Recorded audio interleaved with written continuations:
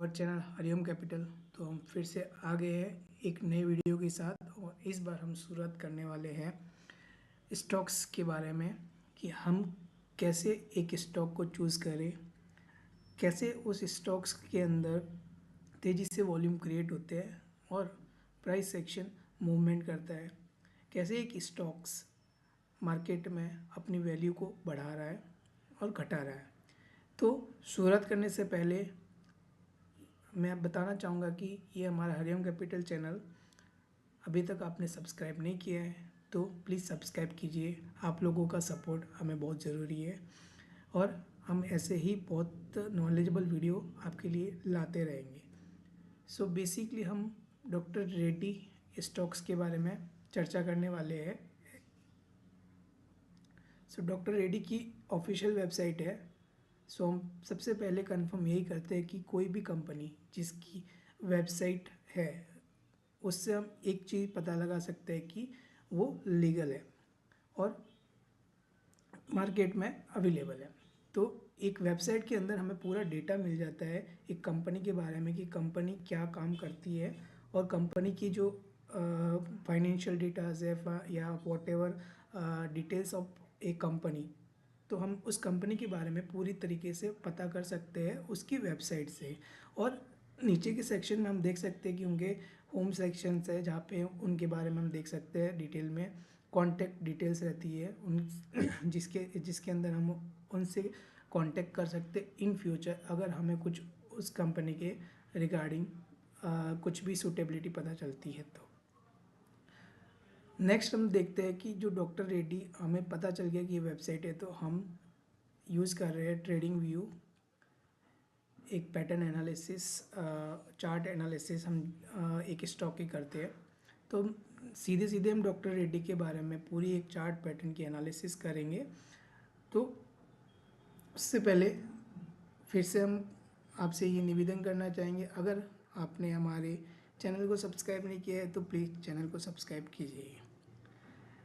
और हमने अपनी फंडामेंटल एनालिसिस डॉक्टर रेड्डी की है screener.com से। सो हम बेसिकली दो टूल्स हम यूज़ कर रहे हैं, दो वेबसाइट का यूज़ कर रहे हैं, एक ट्रेडिंग व्यू का और एक स्क्रीनर का। हमारा एक ब्लॉग पोस्ट भी है जिस पे हम ब्लॉग्स लिखते हैं और पोस्ट करते हैं। तो अभी तक हमारा ब्लॉग रेडी हो चुका है कम्प्लीटली फंडामेंटल एनालिसिस के साथ और डेप्थ एनालिसिस के साथ में। आफ्टर द वीडियो पोस्टिंग हम इस ब्लॉग पोस्ट को लाइव पब्लिश कर देंगे, तो आप इस ब्लॉग्स को रीड करें और डेप्थ में आपको अगर डॉक्टर रेड्डी के बारे में पता करना है तो आप पता कर सकते हैं। We are also on this is our blogs, जहाँ पे हमने बहुत अच्छे अच्छे ब्लॉग्स प्रीवियसली लिखे हैं अच्छी अच्छी कंपनीज़ के बारे में और सारी कंपनीज़ ने अच्छा रिटर्न्स भी दिया है। तो कैसे एक स्टॉक को सिलेक्ट करके हम आपको दिखा रहे हैं, तो ये सब हमारी रिसर्च एनालिसिस करने के बाद ही हम आप लोगों को दिखाते हैं। हमारा ट्विटर चैनल भी है, तो आप हमारे ट्विटर चैनल पे जाके ट्विटर पे हमको फॉलो कर सकते हैं, जहाँ पे हम जो हमारी ग्राफ एनालिसिस है और कुछ लेटेस्ट न्यूज़ है तो हम वो लोग शेयर आपसे करते हैं। तो हम सीधे अब चलेंगे हमारे डॉक्टर रेड्डी की जो फंडामेंटल और चार्ट पैटर्न की जो एनालिसिस है उसको लेके। तो हमने एक बेसिकली आपके लिए पीपीटीज बनाई है अच्छी वाली, तो हम उससे पूरे एनालिसिस करेंगे कि एक डॉक्टर रेड्डी जो लेबोरेटरीज लिमिटेड है, एक स्टॉक्स है जो किस सेक्टर से है, वो क्या करता है, सब कुछ एनालिसिस हमने ब्लॉग पोस्ट में डाली है। बट हम यहाँ पे डेप्थ में सिर्फ एनालिसिस करेंगे चार्ट पैटर्न के बारे में और कौन से फैक्टर्स है जिनको हमें देखना चाहिए इस स्टॉक को पिक करने के लिए। सबसे पहले हमने बताया कि वेबसाइट देखनी चाहिए जिससे हम ये पता कर सके कि उस कंपनी के बारे में जो चीज़ें हैं मार्केट में वो सही है या नहीं है, वो कंपनी जो मार्केट में बेच रही है, क्या बेच रही है और क्या मार्केट में उसकी वैल्यूएशन है, वो हम उसकी कंपनी की वेबसाइट से पता कर सकते हैं। नेक्स्ट हम आएंगे सीधे चार्ट पैटर्न पे। सो हम क्लियरली हम देख सकते हैं कि एक upside low high low high low high का पैटर्न बना हुआ है और अभी रिसेंटली एक ह्यूज ब्रेकआउट आया था with the flow of volume of big volume. तो हम कह सकते हैं कि जब भी वॉल्यूम तेज होता है तो एक ब्रेकआउट लेवल हमें देखना शुरू हो जाता है। ब्रेकआउट लेवल कहाँ से हमने देखना शुरू किया, हमने देखा कि जब हमारा एक पैटर्न बना था असेंडिंग ट्रायंगल का पैटर्न, जो बेसिकली एक कप एंड हैंडल पैटर्न पे बाद में कन्वर्ट हो गया था। एंड जब वो कन्वर्ट होके cup and handle pattern complete हुआ, देन वी हैव सीन कि एक वॉल्यूम राइज हुआ, हाईली राइज हुआ ये वॉल्यूम, और उसके बेसिस पे जब हमारा जो ये प्राइस था वो सेक्शन जितना डीप गया था उतना ही परसेंटेज वाइज में अपसाइड मोमेंट दिया। तो हमारा जो बेसिक पॉइंट हमें जो नोटेट करना है वो है 1121 जो डॉक्टर रेड्डी की प्राइस है वो हमें मार्केट में अभी लेके चलनी है। और अपसाइड हम देख सकते हैं 1206 का एक पहला जो हाई बना, फिर दूसरा हाई 1304 का बना, और उससे तीसरा हाई 1421 का बना। अभी हम उस पड़ाव पे है डॉक्टर रेड्डी लेबोरेटरीज़ के कि जो 1421 का जो रेजिस्टेंस है हम उसे ब्रेक होते हुए देख सकते हैं। अभी आपने 5-6 दिन पहले एक न्यूज आते हुए देखी होगी कि इस कंपनी ने, इस इंस्टीट्यूट ने रिकमेंडेशन दिया है कि 1500 से ऊपर का प्राइस जा सकता है। तो किस बेसिस पे दिया, वो ऐसे ही चार्ट एनालिसिस एल्गोरिदम के बेसिस पे चार्ट का जो पैटर्न बनता है उसी बेसिस पे वो लोग बोलते हैं कि ये पैटर्न बन सकता है। इस बेसिस पे हमारा जो टारगेट है 1500 के ऊपर जा सकता है। हम यहाँ पे क्लियरली एक सीन देख सकते हैं कि अगर फिर से एक हाई पॉइंट बनता है तो हम रेंज देख सकते हैं 1206, 1304, 1421, मतलब 100 पॉइंट की एक रेंज है। और अप्रोक्सीमेट हम एक आइडिया लगा सकते हैं कि 1500 से प्लस का एक एवरेज हम इस स्टॉक प्राइस में हम देख सकते हैं, बिकॉज इसकी फंडामेंटल्स जो इंक्रीज़ हो रहे हैं, जो फंडामेंटल्स है वो बहुत अच्छे हो रहे हैं। सेल्स अच्छी हो रही है, रेवेन्यू अच्छे हो रहे हैं, सेल्स प्रॉफिट अच्छे हो रहे हैं, और भी बहुत सारी चीज़ें हैं जो फंडामेंटली हम एक स्टॉक के बारे में देखते हैं, then we can be choose कि ये स्टॉक कैसा है। सो बेसिकली अगर हम चार्ट और पैटर्न के बेसिस पे देखें तो एक कप और हैंडल पैटर्न का जो फॉर्मेशन बना, एक असेंडिंग ट्रायंगल बना जो ब्रेकआउट दिया, उसके बाद से एक हाई लो हाई का वेज पैटर्न बना है। और हम एक प्राइस एक्शन देख सकते हैं कि अपर प्राइस एक्शन हमारा एक 1500 प्लस के चार्ज पे जा सकता है। ये हमारी कोई रिकमेंडेशन नहीं है, कोई सजेशन नहीं है, हम सिर्फ चार्ट के बेसिस पे, पैटर्न के बेसिस पे एजुकेशनल इन्फॉर्मेशन आपको प्रोवाइड कर रहे हैं। अगर आपके फाइनेंशियल एडवाइज़र नहीं है तो आप हमसे कांटेक्ट कर सकते हैं। After that we can be suggest you कि आपको इसको बाय करना चाहिए या नहीं करना चाहिए। सो एक रेजिस्टेंस पॉइंट बने हुए अपर साइड में, और हमारे जो सपोर्ट पॉइंट है वो हमारे सपोर्ट पॉइंट जो लोअर सपोर्ट है वो हमारा ऑब्वियसली 1000 रुपये के अराउंड रहेगा, और 1121 का पहले पॉइंट देखना पड़ेगा। अगर ये ब्रेक हुआ तो मार्केट और भी नीचे आ सकता है डॉक्टर रेड्डी की लेबोरेटरी प्राइस में।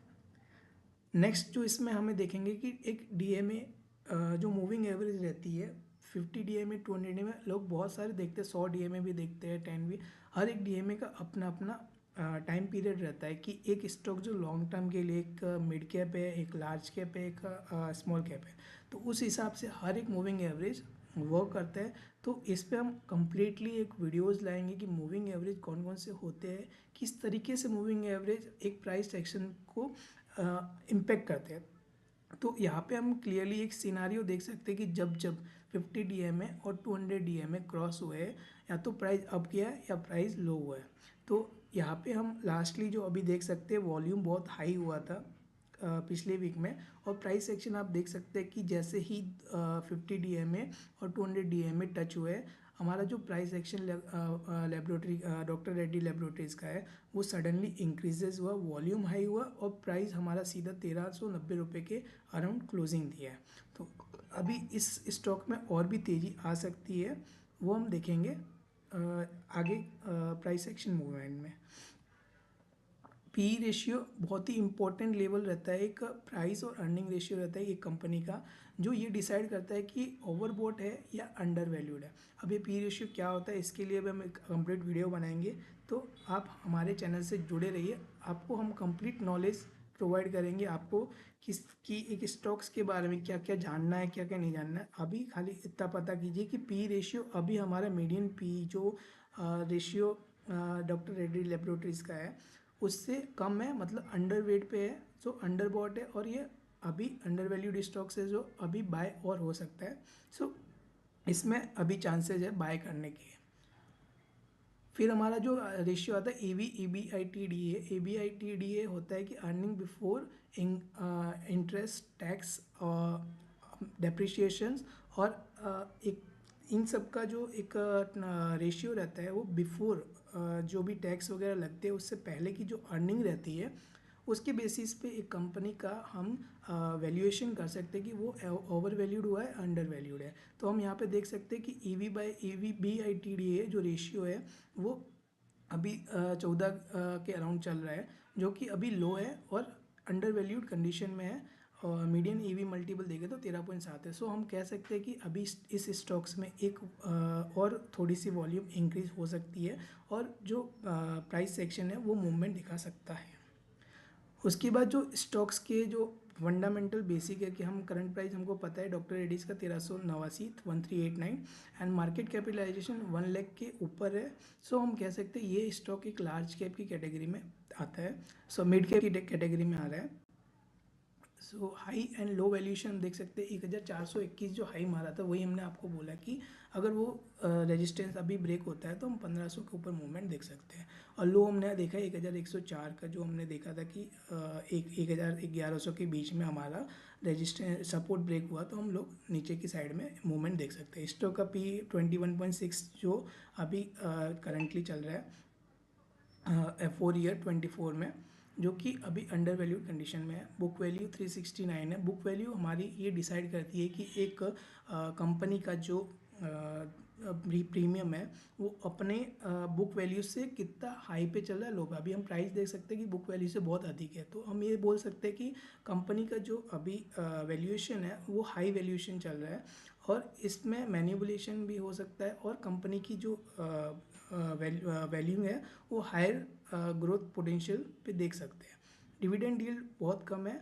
कंपनी ट्राई कर रही है कि जो भी प्रॉफिट हो रहा है उसे री इन्वेस्टमेंट करने का। सो डिविडेंड यील्ड आने वाले टाइम में इंक्रीज भी हो सकता है जब प्रॉफिट और बढ़ेगा और डेब्ट कम हो जाएगा। ROCE और ROE जो हमारी दोनों अर्निंग कैपिटल्स है, दोनों ही अच्छे मूवमेंट पे है, 26.5 या 21.4, जो ये डिसाइड कर रही है कि कंपनी की का जो एफिशिएंसी है वो बहुत ही अच्छी है, और जो इंडिकेट कर रही है फाइनेंशियल सॉलिड फाइनेंशियल हेल्थ को। हम प्रॉफिट एंड लॉस देख सकते हैं। कंपनी की जो सेल्स है वो sales year by year increase हो रही है, और OPM जो हमारा ऑपरेटिंग प्रॉफिट मार्जिन रहता है वो भी 20% से 28% हुआ है। बीच में हम देख सकते हैं कि 2022 में 70% डिक्रीजेज हुआ था, जो कि कंपनी की आइदर भी की बोरोविंग लाइबिलिटीज़ बढ़ने से उस टाइम पे हो सकता है कि कंपनी की जो मार्केट रिक्वायरमेंट थी सप्लाई डिमांड में, चेन में प्रॉब्लम आई हो, और उस वजह से जो ऑपरेटिंग प्रॉफिट मार्जिन है वो लेस हुआ। जो नेट प्रॉफिट मार्जिन है वो भी देख सकते हैं हम इंक्रीज हो रहा है, जो शो कर रहा है कि कंपनी अच्छा मार्केट रेवोल्यूशन दिखा रहा है। अर्निंग पर शेयर हम देख सकते हैं इंक्रीज हो रहा है, जो एक अच्छी चीज़ है एक कंपनी के लिए, क्योंकि अर्निंग पर शेयर के बेसिस पे ही PE रेशियो डिसाइड होता है, और जो हमें ये बताता है कि कंपनी कितने साल में प्रॉफिट मार्जिन को डबल कर सकती है। फिर हमारी जो बैलेंस शीट है वो देख सकते हैं कि हम ज़्यादा बैलेंस शीट में हम सिर्फ दो चीज़ देखते हैं, एक असेट देखते हैं, एक लाइबिलिटीज़ देखते हैं। सो हम लाइबिलिटीज़ में रिजर्व और बोरोविंग को देखेंगे। रिजर्व अभी इंक्रीज होते जा रहे हैं। हम देख सकते हैं कि रिजर्व 17,558 से 28,171 तक इंक्रीज ही हुए, जो कि एक अच्छी चीज़ है कंपनी के लिए कि कंपनी अधिक से अधिक जो प्रॉफिट कमा रही है उसे री इन्वेस्ट कर रही है और अच्छे से रिजर्व कर रही है। बोरोविंग हम कंपनी के देख सकते हैं कि 2021 से 2022 में बढ़े हैं 3,031 से 3,384 करोड़, बट उसके बाद में कंपनी के जो डेप्ट है वो कम होते गए हैं, और 2024 में एज कंपेरिजन टू 2022 कमी है, जो ये शो कर रहा है कि कंपनी अपने डेब्ट वाले पोर्शन पे भी काम कर रही है। फिक्स असेट हम देखें तो 2021 से 2022 में कम हुए, बट उसके बाद में जो 2023-2024 में बढ़े हैं, और अदर असेट भी हम देख सकते हैं कि इंक्रीज हुए। सो बेसिकली हम देखें तो फिक्स असेट जो है वो सिग्निफिकेंटली ग्रो हुए, रिफ्लेक्टिंग जो हमारे प्रॉपर्टी जो फिक्स एसेट है वो हमें क्या सजेस्ट कर रहे हैं कि जो कंपनी का प्रोडक्शन है, वो कैपेसिटी है, वो इम्प्रूव हो रही है ऑपरेशनल इंफ्रास्ट्रक्चर को, जो कि फ्यूचर ग्रोथ को सपोर्ट करिए। जो अदर असेट्स रहते हैं जो हमारे नोटेबल फ्लक्चुएशन हो रहे हैं शार्पली 2020 में और डिप हुए 2023 में और अगेन सर्ज हुए 2024 में, तो ये कैटेगरी इंक्लूड हो रही है हमारी कैश में, इन्वेंट्री में, रिसीवर्स में। सो 2024 में जो इंक्रीज हुआ है इंडिकेट कर रहा है कि बिल्डअप हो रहा है असेट्स में which could be tied to strategic investment, inventory expansion और एक्विजिशन, जो कि एक अच्छी चीज़ है कंपनी के लिए कि कंपनी अपने जो पोर्टफोलियो है, जो कंपनी का ओवरऑल जो असेट एंड लायबिलिटी डिपार्टमेंट है उसको मैनेज करके कंपनी चल रही है। अभी हमारा जो नेक्स्ट है वो शेयर होल्डिंग पैटर्न हमको देखना पड़ेगा कि कंपनी के अंदर हमारे प्रमोटर्स कंटिन्यूसली डिक्रीज हो रहे हैं, इंक्रीज हो रहे हैं।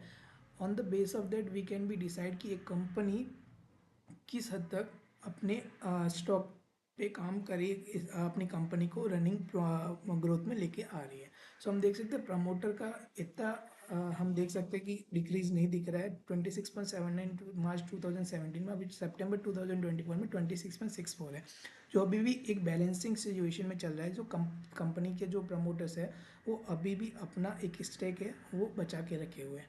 एफ आई एज है वो कंटिन्यूसली डिक्रीजेज इस स्टॉक में किए जा रहे हैं, मतलब कंपनी का जो फॉरेन इंस्टीट्यूशंस है उनका जो एक बिलीफ है, एक ट्रस्ट है, वो थोड़ा कम होता दिख रहा है इस स्टॉक में। जो डी आईज है हमारे, उनका इंटरेस्ट इस स्टॉक में थोड़ा सा इंक्रीज हुआ मार्च 2022 में, फिर उनका डिक्रीजेज हुआ और सितंबर 24 में हम देख सकते हैं 21.48% वापस इंक्रीज हुआ। हम देख सकते हैं कि आगे अगर कंपनी एक्सपांड करती है अपने एरियाज़ में, ग्रोथ प्रपोर्शन करती है फार्मास्यूटिकल इंडस्ट्री में, तो हम ये जो परसेंटेज है वो इंक्रीज होते हुए देख सकते हैं। और पब्लिक का रेशियो हम देख सकते हैं कि वो भी डिक्रीज हुआ है। सो ओवरऑल देखा जाए तो एक इस स्टॉक में शेयर होल्डर्स बड़े हैं और जो प्रमोटर्स है वो अपना स्टेक बचा के रखे। मीन्स इस कंपनी में एक फेथ हम बना सकते हैं कि ये कंपनी सडनली स्टेक नहीं होगी और एक अच्छा रिटर्न इन फ्यूचर दे सकती है।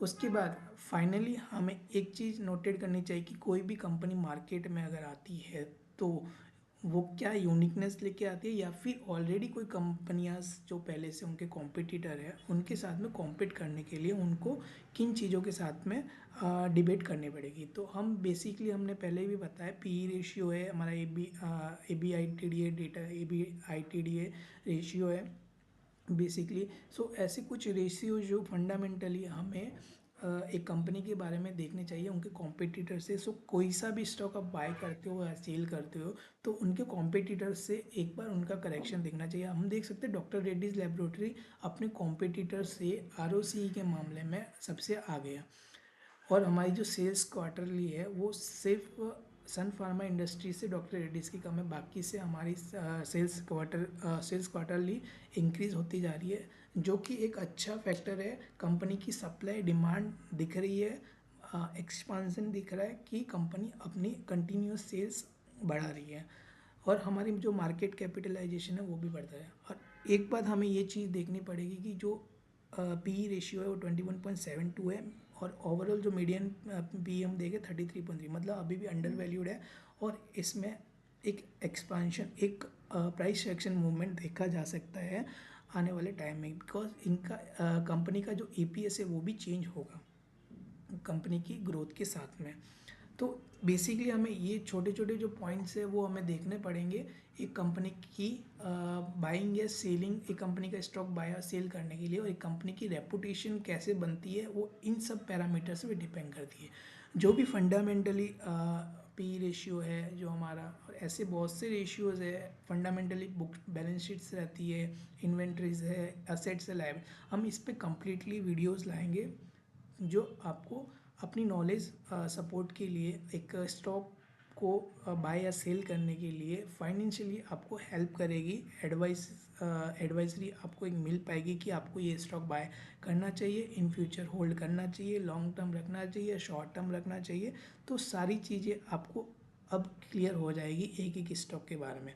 और भी फाइनेंशियल डिटेल हम अपने ब्लॉग्स में पूरी डाल रहे हैं, तो आप उस ब्लॉग को रीड कर सकते हैं, कंपनी के बारे में देख सकते हैं कि कंपनी के एरियाज़ कहाँ कहाँ पे है, जियोग्राफिकल एरियाज़ कहाँ पे है, कहाँ से रेवेन्यू जनरेट हो रहा है, कौन सी एरिया से ज़्यादा प्रॉफिट मार्जिन हो रहा है, कंपनी क्या बना रही है फार्मास्यूटिकल डिवीज़न में।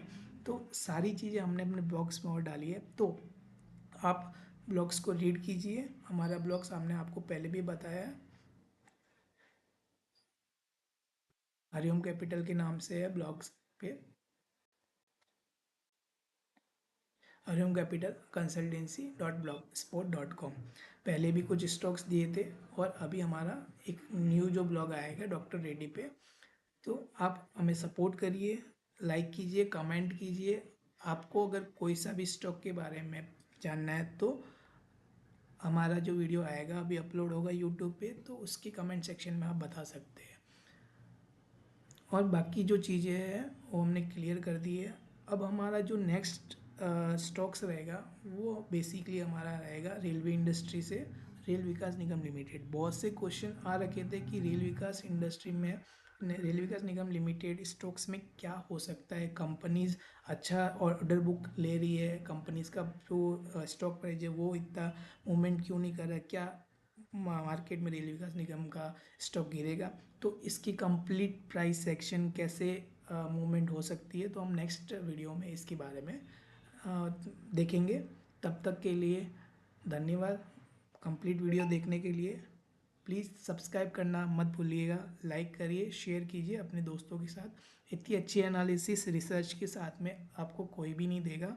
और मार्केट में जो इन्फ्लुएंसर जो सिर्फ दिखाते हैं कि आज ये स्टॉक जाएगा, ये स्टॉक गिरेगा, ये होगा, तो उनसे बच के रहिए। अपना पैसा अच्छी जगह अच्छी नॉलेज के साथ में आप इन्वेस्ट कीजिए।